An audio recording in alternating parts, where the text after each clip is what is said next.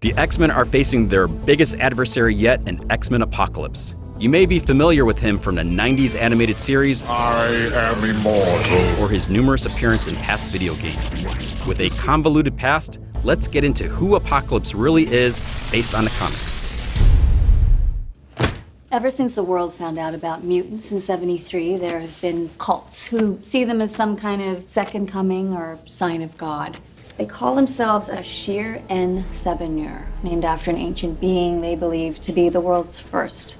Apocalypse is said to be the first mutant in the Marvel Universe because he was born thousands of years ago in Egypt. With gray skin and blue lips, he was shunned and rescued by a group called the Sandstormers. Given the name En Sabanur, he was brought up following the philosophy of survival of the fittest. The pharaoh Rama-Tut knew of En Sabanur's destiny because he was secretly a time traveler himself and wanted his power for himself.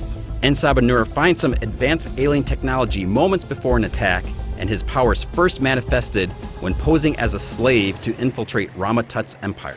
Having lived for centuries, he eventually has a couple run-ins with the original X-Men.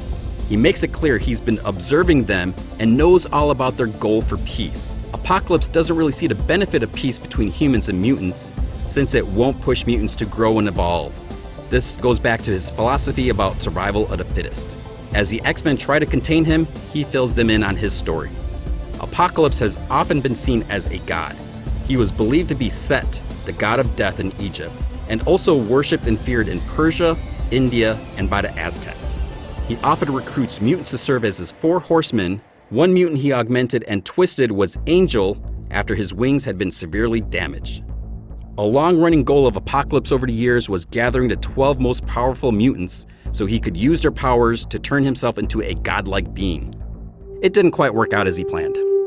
What exactly can Apocalypse do? With his exposure to the alien technology, his powers were augmented. He has complete control over the molecules in his body and can alter his form during battles and can also change his size. He has some degree of telekinesis, telepathy, super strength, and a healing factor. Along with his mutant abilities, Apocalypse uses regeneration chambers and can change or inhabit other host bodies, which essentially makes him immortal. In X-Men Apocalypse, En Sabanur decides the world must be destroyed and remade in his image. The X-Men will have to band together once again to take on Apocalypse and his four horsemen. For more on Apocalypse's crazy history, including conflicts with Cable, Mr. Sinister, and Bishop, go to comicvine.com and be sure to read more comic books.